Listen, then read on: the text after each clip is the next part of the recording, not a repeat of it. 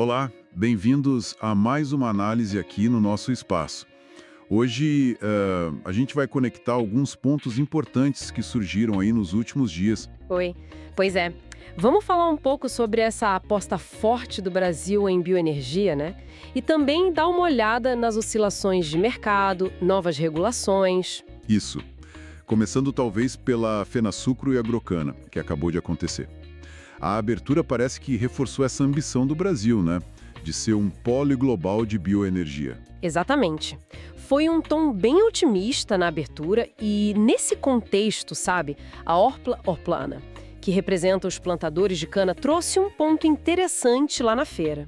Qual foi o ponto? Sobre a necessidade de consenso, de união mesmo, entre as usinas e os fornecedores, para fortalecer o setor sucroenergético como um todo. Aquela ideia, né? A união faz a força. Faz todo sentido.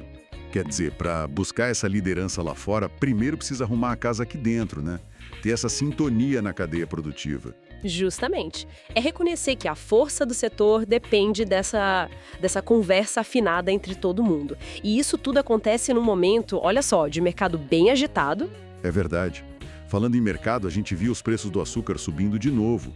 Quarta sessão seguida de alta, né? Isso. E é curioso, porque essa alta continua mesmo com aquela notícia do USDA, lá dos Estados Unidos. Ah, da produção recorde de açúcar deles? Essa mesma. O USDA projetou um recorde lá, mas os preços aqui continuaram firmes. Pode ser crime em outros lugares, pode ser a demanda por etanol aqui mesmo. São vários fatores, né? Com certeza.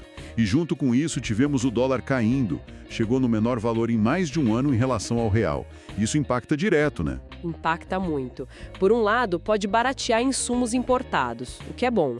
Mas por outro, tira um pouco da competitividade do nosso produto lá fora, na exportação. É uma conta complicada para o produtor. Sim, mais uma variável para colocar no planejamento.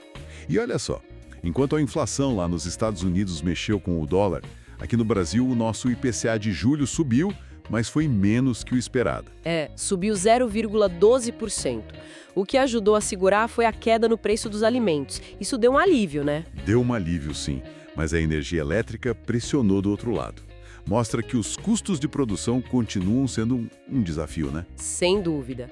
E conectando isso com outra pauta importante, a da sustentabilidade, a gente viu o debate sobre o marco dos bioinsumos andando. Ah, o marco dos bioinsumos. Esse é um tema que pode mudar bastante coisa, né? Qual é a ideia central e por que ainda tem desafios? Basicamente, a ideia é criar regras mais claras para facilitar o uso de insumos biológicos, tipo biofertilizantes, defensivos naturais, para ter uma agricultura mais sustentável, menos dependente de químico. Entendi. Reduzir a dependência química. Isso, o potencial é gigante, mas o desafio é como regulamentar isso tudo, garantir que funciona, que é seguro. É muita coisa nova, né? Então o debate continua para ajustar a lei. Entendi, é uma mudança grande. Precisa ser bem feita. E falando em sustentabilidade na prática, teve a divulgação daquele workshop gratuito do programa Regenera Cerrado. Uma boa iniciativa, né? Excelente iniciativa. Mostra o setor se mexendo para adotar práticas melhores, né? Recuperar solo, biodiversidade, ainda mais no cerrado, que é tão importante.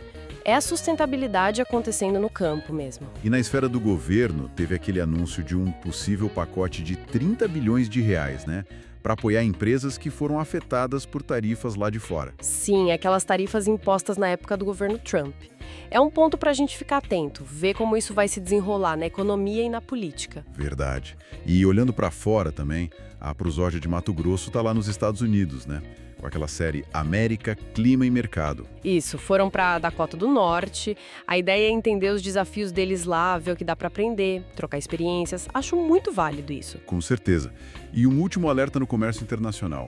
A China colocou tarifas temporárias na canola do Canadá.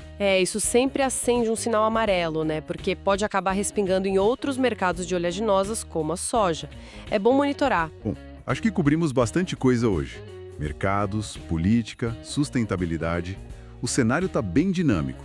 Muito dinâmico. O setor precisa de jogo de cintura para navegar tudo isso, né? Buscar essa união interna e se adaptar rápido às mudanças. Exatamente. E antes da gente fechar, aquela dica prática. Já pensou em ter as informações da usina na palma da mão? Ah, a plataforma Informative. É uma ótima ferramenta. As usinas podem colocar lá relatórios, comunicados, agenda de eventos, tudo organizado. E para o produtor rural, o acesso é super fácil. Pode ser pelo computador ou direto no celular. É a tecnologia ajudando a simplificar o dia a dia no campo. Facilita muito a comunicação e a gestão, né? Vale a pena conhecer. Com certeza. Bom, assim a gente encerra a nossa conversa de hoje. Esperamos que essa análise tenha ajudado a organizar as notícias e a entender as tendências. Voltamos na próxima semana com mais temas importantes para o agronegócio. Fica a pergunta para a gente pensar. Com tanta frente de mudança acontecendo ao mesmo tempo, qual delas vai exigir mais adaptação do nosso agro nos próximos anos? Até lá!